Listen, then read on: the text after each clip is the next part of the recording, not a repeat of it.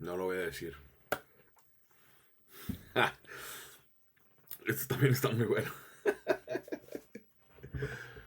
Pero no lo voy a decir. Te voy a dejar que tú lo veas y digas. "Eh, está chido, no está chido". El día de hoy vamos a hablar de algo muy fuerte. Mm, Vamos a hablar de dos cosas muy fuertes que vienen en los últimos, por fin, los últimos versículos del capítulo 18. Perdón, del capítulo 1, que son los versículos 18, 19 y 20. Por fin terminamos el capítulo 1. No puede ser que tardamos tanto tiempo. Pero está divertido. Me está gustando mucho hacer esto porque lo estamos haciendo por pedazos y se me hace muy padre. Creo que nunca había estudiado la Biblia así. Como agarrar un pedacito y nada más meterme completamente y estudiar todo. Entonces me llamó mucho la atención. Se me hace algo muy padre. Espero que tú también lo estés disfrutando. Y por fin, después de esto, vamos a brincar al capítulo 2. Pero antes de irnos al capítulo 2 vamos a terminar. eh, Vamos a terminar en cómo Pablo le habla a Timoteo en este primer capítulo. Y es que en el cierre de este capítulo, eh, Pablo cambia como de tono. Eh, Empieza a hablar acerca de... mm, le da como ejemplos a Timoteo, pero empieza a hablar una exhortación como mucho más directa, le empieza a hablar más derecho, le empieza a decir este, que mantengas la fe y la buena conciencia. Ahorita lo vamos a leer completo. Pero te das cuenta que Pablo no está corrigiendo errores nada más. O sea, no está tratando de encaminar a Timoteo. Está dándole una referencia muy directa en cómo desarrollar su carácter pastoral. Y qué son las cosas que debe de abandonar completamente. Eh, para Pablo, definitivamente la conciencia y la fe no son pasivas ni cómodas. Eh, es este espacio en donde um, se, se habla con mucha convicción y se necesita constancia y se necesita eh, sobre todas las cosas verdad. Dentro de la primera carta de Timoteo a Timoteo es esta sección que funciona como un te lo encargo, necesito pasarte la batuta, necesito que todo esto de lo que hemos hablado te hagas, te hagas responsable. Y vamos a leer el 18, 19 y 20. Entonces Pablo abre diciendo: Timoteo, hijo mío, te encargo este mandamiento, para que conforme a las profecías que antes se hicieron acerca de ti, presentes por ellas la buena batalla, y mantengas la fe y la buena conciencia, que por desecharla algunos naufragaron en cuanto a la fe. Entre ellos, Himeneo y Alejandro, a quienes entregué a Satanás para que aprendan a no blasfemar. Me encanta. Mugroso Pablo. Está muy perro. Pero vamos a desarmarlo un poquito. Lo primero que hace Pablo es le hace un encargo a Timoteo y esto se siente como más, un lenguaje mucho más directo. No es una sugerencia, es como, te estoy dando esta responsabilidad, te encargo a ti, por favor, Timoteo, te encargo esto. Y, y es una onda que no se trata de una ambición personal, no se trata de él, se trata del llamado de Timoteo en el cual está siendo afirmado. Timoteo es llamado y Pablo está afirmando esta posición en Timoteo. Y lo invita, ¿no? Lo invita a mantener la fe. Y le dice todas estas cosas que se hablaron antes de ti. Presenta por ellas la buena batalla. Y mantén la fe. Pelea con todo lo que tienes, ¿no? Esto fue hablado para ti. Necesitas ser afirmado en esto. Y lo invita a mantener la fe. Y cuando hablamos de fe, hace poco hablaba con unos amigos, ¿no? Y tenemos disensiones. Tenemos estas pláticas muy profundas acerca de cómo se ve la fe. Y, y a pesar de que la Biblia es muy clara acerca de lo que es la fe, cuando te habla acerca de la convicción de lo que no se ve, la convicción de lo que se espera. Eh, no solamente le está diciendo que no lo invita a creer nada más, no lo invita a esperar algo que no ve, lo invita a permanecer fiel. O sea, mantente fiel en esto, fiel al contenido del Evangelio, fiel al llamado, fiel a la profecía, fiel a la buena conciencia. Y luego hace estas referencias porque algunos naufragaron en la fe. Y cuando hablamos de mantener la fe, implica varias cosas. Una de ellas es que no ajustamos el mensaje para hacerlo más aceptable. No diluimos la verdad porque queremos evitar un conflicto o no callamos cuando la doctrina que se enseña está distorsionada. Y mi esposa no me va a dejar mentir, pero cada una de estas tres cosas han sido problemas para mí. Yo tengo, tengo este concepto y te lo voy a explicar ahorita, espero que tenga mucho sentido para ti, pero tengo este concepto de que hemos diluido muchísimo lo que hace la iglesia, hemos diluido muchísimo la manera en la que la iglesia impacta la vida de otras personas, simple y sencillamente porque le hemos cambiado nombres a las cosas. Y te doy un ejemplo muy, muy sencillo y muy vago.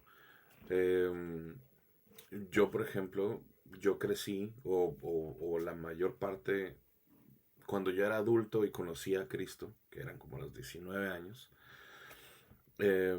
yo no entendía por qué le decían altar al escenario, pero entendí después por qué se le dice altar al escenario. Y entonces me convertí en una persona celosa del altar. ¿Por qué? Porque sigo siendo, pero antes era mucho más activo, director de alabanza y era músico. Y entonces, como músico, entendía que era lo que yo tenía que traer al altar, la importancia de la palabra. Y como director musical era muy claro para mí lo que todos como banda, todos como grupo, todos como, pues sí, encargados de esta área, como todo era, todos entendía muy bien todo lo que todos teníamos que traer al altar. Conforme va pasando el tiempo, conforme vamos platicando más acerca de la iglesia y la iglesia cambia y evoluciona, el altar deja de ser un altar y se convierte en un escenario. Y entonces ahora tenemos escenarios chiquitos, escenarios grandes, escenarios altos, escenarios largos o anchos. Y hablamos de un escenario. ¿Por qué? Porque ahora el espacio denominado altar, que ahora es un escenario, ahora tiene luces y tira humo y tiene láseres y otras cosas y la gente canta y demuestran su lado artístico en ese espacio. Pero entonces cuando entendemos claramente la distorsión del altar al escenario, podemos ver claramente lo que habla Pablo aquí. No ajustamos el mensaje para hacerlo más aceptable. No diluimos la verdad para evitar un conflicto. Pero sobre todo no callamos cuando la doctrina es distorsionada. Muchas de las veces que yo he entrado en esta conversación acerca del altar y el escenario, he sido llamado religioso, pero, pero no soy religioso. Soy una persona que entiende perfectamente por qué el concepto debe de mantenerse así. Cuando hablamos acerca de no diluir la verdad, muchas de las veces tendemos a suavizar lo que Jesús mismo dijo con la intención de facilitar que otras personas sean convencidas. Y no es hasta que son confrontados por la verdad bíblica que dicen, hey, no, a mí tú no me dijiste esto. Y entiendo, no juzgamos y no es nuestro trabajo juzgar, pero no podemos mentir. Yo no voy a juzgar la vida o la relación de alguien más, pero no voy a mentir que estoy de acuerdo. Yo puedo no ser parte y puedo no juzgar la situación que vive alguien más, pero puedo no estar de acuerdo. Y no estar de acuerdo se va a ver de una manera muy específica a estoy solapando la situación. Eso es muy diferente. Y definitivamente he tenido mis encuentros con personas que tienen una doctrina distorsionada. Ahora es muy común y muy chistoso, los llamamos herejías, ¿no? Ah, hereje, pero hereje era una grosería.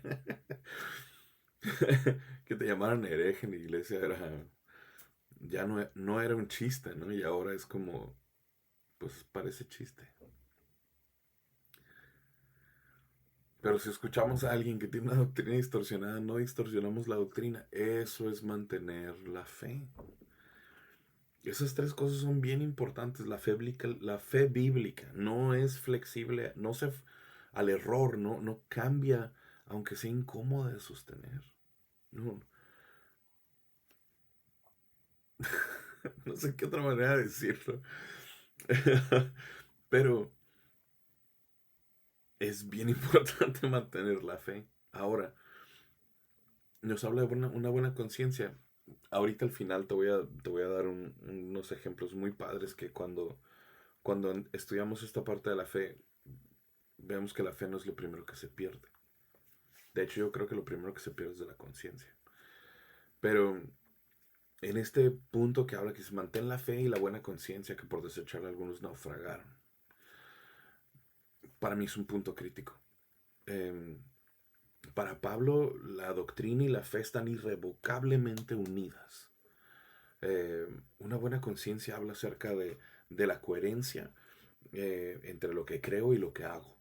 Eh, tengo una sensibilidad espiritual ah, que no ha sido endurecida.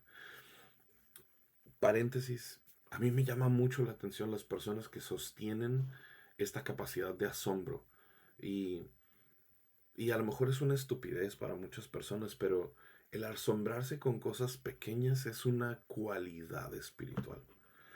Eh, el poder sostener lo más simple frente a nosotros y no haber sido endurecidos por la vida, por lo que haya sucedido y poder encontrar una fascinación. Estoy tratando de encontrar algo en mi escritorio que te puedo mostrar.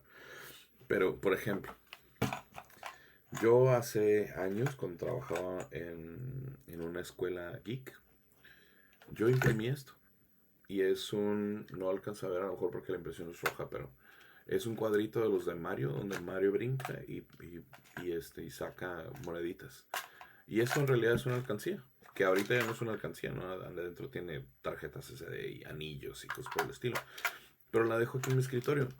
Y cada vez que la veo me impresiona lo que éramos capaces de hacer hace 5 años. Porque eso lo imprimí hace 5 años. Y veo que ahora imprimimos casas y todo. Pero el sostener algo con una capacidad de asombro habla de una sensibilidad espiritual. Y eso nos lleva a otra parte. La buena conciencia o conservar la buena conciencia habla de una integridad interior. Incluso cuando nadie nos ve. Podemos ser íntegros en público y corruptos en privado. Pero la integridad habla de esto.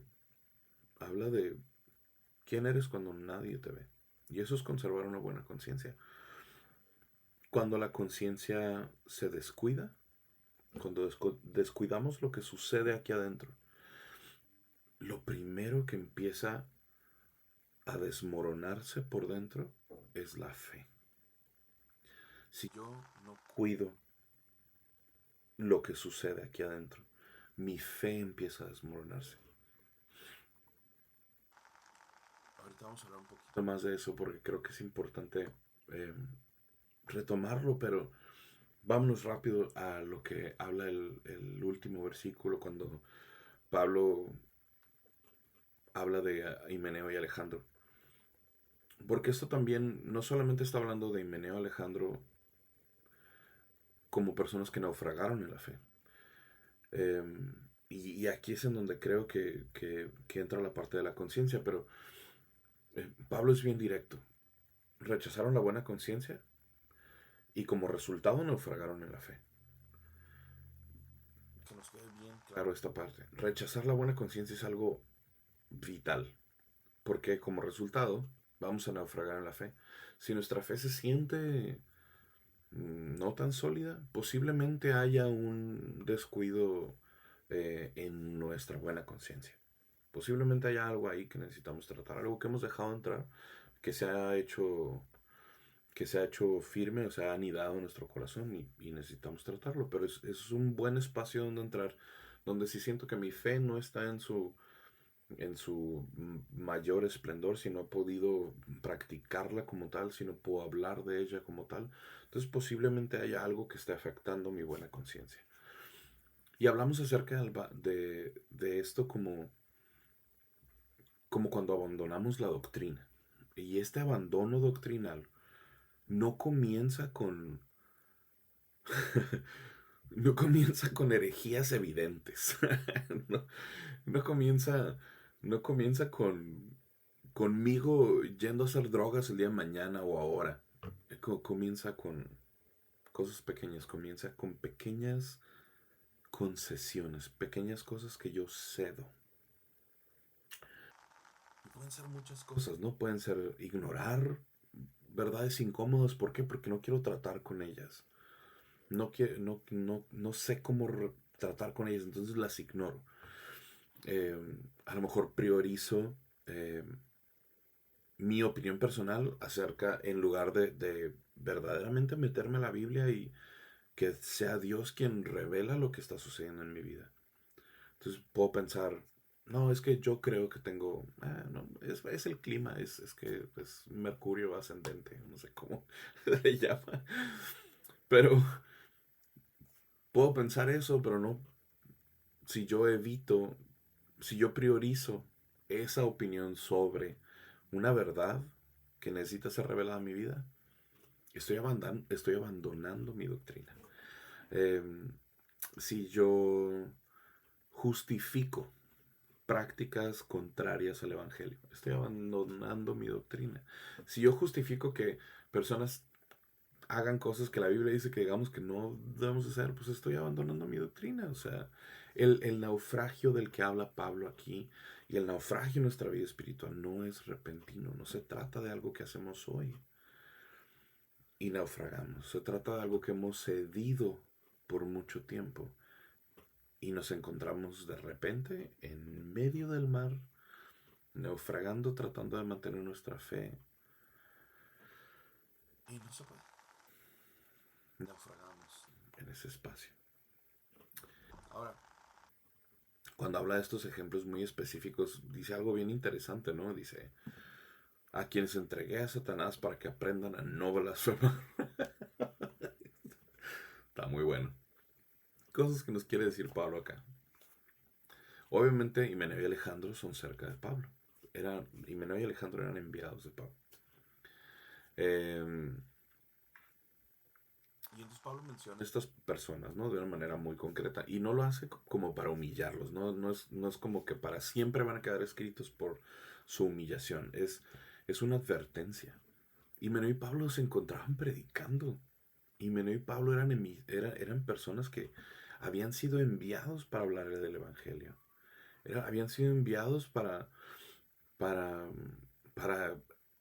dar buena doctrina, para explicar todo esto que había sucedido. Y entonces Pablo hace esta referencia, ¿no? A Himeneo y Alejandro. Eh, y el mensaje es muy claro, es muy sencillo. Nadie, independientemente de dónde haya salido, nadie está exento. El liderazgo no, el hecho de que en este caso ellos eran líderes. En el caso de que es un líder, el ser líder no te hace inmune a que estas cosas a que puedas naufragar en tu fe. Y si nosotros, como Himeneo y Alejandro, continuamos equivocándonos, el error termina dominando quiénes somos. El error termina dominando quiénes somos. La fe puede ser destruida si no se cuida. Puede ser destruida si no se cuida. Y el llamado a no permitir que nuestra fe sea destruida es precisamente cuidando de la buena conciencia. Ahora, tengamos esto bien en claro. La fe no se pierde de golpe. No se pierde de golpe. Si estás el día de hoy, estás en un lugar donde dices, ¿sabes qué? Es que no sé dónde está mi fe. La fe no se pierde de golpe. Se abandona cuando dejamos de escuchar o dejamos de dejar entrar la verdad a nuestras vidas. No se abandona primero a Dios como tal. No es como que un día dices, la fregada con Dios. No, en realidad lo que sucede es que abandonamos primero la corrección. Y luego, porque abandonamos la corrección, entonces estamos en desacuerdo con la enseñanza. Y luego desarrollamos una falta de convicción. Y entonces se va la fe. No estamos en un espacio en donde de 0 a 100 abandonamos a Dios. Abandonamos varias cosas en el camino. Y el día de hoy, si estás en un espacio en donde sientes que tu fe está fallando, quizá abandonaste la corrección. Y eso produjo desacuerdos con la enseñanza. Y eso produjo que tu convicción menguara. Y ahora estás naufragando en tu fe. Todas estas cosas que suceden, nos habla Pablo. Cuiden, mantenga la fe y la buena conciencia. Hablemos un poquito de Himeneo y Alejandro. Me gusta mucho que los menciona. Los vamos a ver más adelante porque aparecen en el capítulo 2. Perdón, en la segunda carta a Timoteo. Está en Timoteo 2 y cachito. Creo que también está en el primer versículo. En el primer capítulo. No me acuerdo si está en el primero o el segundo. Pero está en la segunda parte. En la segunda carta a Timoteo. Y entonces vemos como aquí los señala, ¿no? Y los pone como ejemplos muy concretos de lo que sucede cuando se rechaza la verdad de una manera constante. Para que sepamos un poquito más, eh, Himeneo enseñaba doctrina falsa. Eh, Distorsionaba algunas cosas centrales en el Evangelio. Afirmaba que la resurrección ya había sucedido. y todas estas cosas que continuaba enseñando estaban destruyendo la fe de muchos. Él no era un creyente confundido. Era una persona que enseñaba activamente cosas equivocadas en la iglesia. Alejandro no se quedaba atrás. Alejandro era muy similar. Y muy probablemente eh, pues muy similar a Himeneo. Cuando la Biblia habla de Alejandro, habla de que era una persona que había producido muchos males. La situación aquí es que estas dos personas tenían influencia. Habían rechazado la corrección y continuaron cometiendo el mismo error. Rechazaron la corrección, rechazaron la enseñanza, su convicción se vino abajo y ahora enseñaban cosas que les convenían. Cuando habla Pablo de ellos, estoy seguro que yo en algún momento he pensado acerca de algunos amigos a los que he invertido mucho tiempo. Ahorita se me viene uno a la mente, pero hubo un amigo en el que le invertí muchísimo tiempo de mi vida y mucho estudio y muchas pláticas. Iba a su casa y platicaba con él y trataba de exhortarlo en su estilo de vida y la manera en la que manejaba su vida y sus emociones. Y un día rechazó la corrección y la enseñanza, su convicción se vino abajo y su vida la dio al mundo. Y me duele, cuando yo pienso en este amigo me duele. Me duele muchísimo porque, no tanto porque yo haya invertido tiempo en él, sino porque entiendo lo que sucede cuando abandonamos este espacio. Entiendo muy bien cuando naufragamos en la fe. Entiendo muy bien porque también me ha tocado estar en ese lugar y me ha tocado corregir cosas.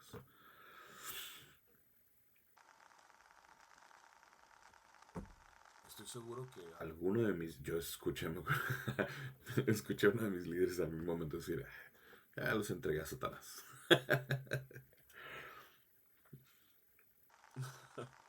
Cuando Pablo dice los entrega a Satanás, parece algo como algo muy tajante, ¿no? Y sí es, pero básicamente significa, digo, no es que los condenamos eternamente, no se trata de eso.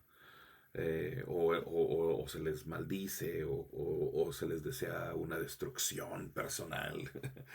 No, en el contexto bíblico, cuando sucede esto, básicamente a la persona se le excluyó de la iglesia. Eh, Se los deja enfrentar las consecuencias por su rechazo a la verdad. Dejan de tener cobertura en su comunidad de iglesia, en su comunidad cristiana. Y básicamente se les remueve esta influencia. O sea, se habla acerca de, pues, el espacio de influencia que tenías ya no lo tienes. Eh, ¿Por qué? Porque sucede esto que sucedía con estos cuates, ¿no? Tenían mucha influencia y luego rechazan la verdad, rechazan la enseñanza, la convicción se va, se pierde y empezamos a hablar herejías constantes y hablar y decir y vivir herejías constantes. Pero bueno, yo les dije que esto estaba bueno. Me gustó mucho. Algo que me gustaría dejar bien claro, porque creo que esto es importante. Y, y no solamente se trata de...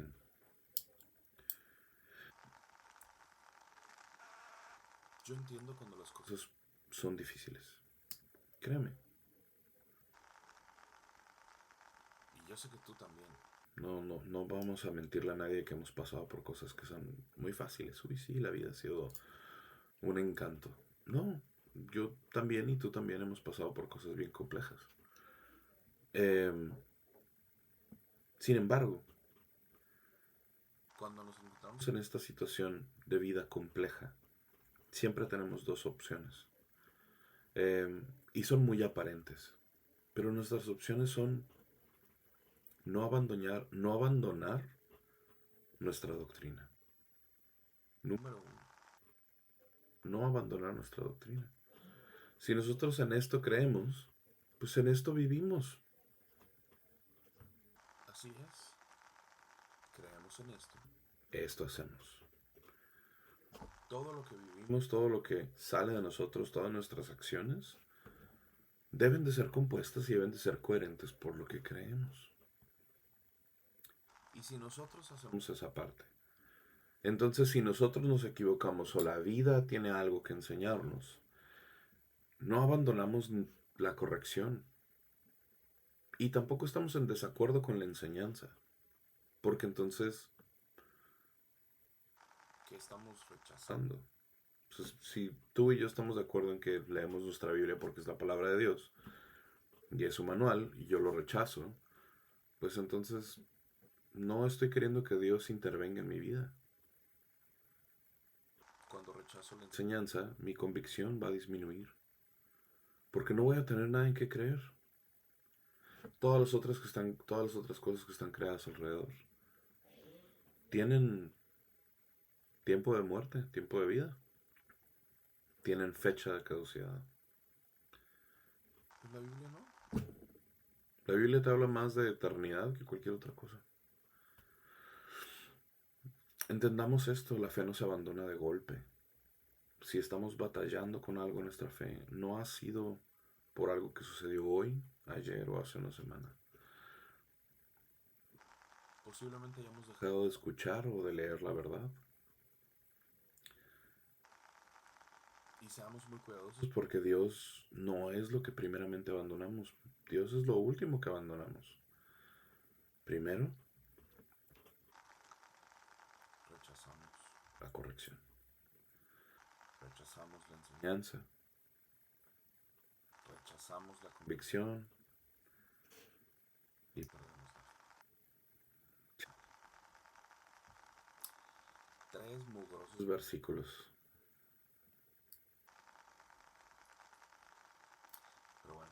Em, quisiera, quisiera em, platicar algunas cosas el día de hoy. Nada más para cerrar el capítulo uno de, de Timoteo. A pesar de que nos echamos 20 versículos en varias pláticas, creo que es importante que conectemos algunas cosas. Y es que em, cuando pensamos en em, cuando pensamos en este capítulo uno, hay muchas cosas que vienen a la mente, ¿no? Em, yo me pregunto, o a lo largo de este capítulo me he preguntado, estoy estoy escuchando la verdad aunque me confronte. Estoy, estoy abandonando mi comodidad espiritual para dejar que la verdad me confronte por lo que me debe de confrontar. Estoy cuidando mi conciencia, estoy cuidando lo que entra en mi cabeza, lo que dejo que se quede en mi corazón, o estoy justificando incoherencias. Estoy justificando cosas nada más por mí, por gusto. Estoy cuidando, estoy manteniendo y enseñando una sana doctrina o no. Estoy peleando la batalla de la fe o estoy evitando el conflicto a toda costa. Cuando hablamos de pelear no significa gritarle a las paredes llenas de demonios, ¿no? Se trata de ser fiel. Estoy siendo fiel. En mi corazón, en mi mente, estoy peleando por mantener la fe y mantener la buena conciencia. ¿Por qué? Porque no deseo naufragar.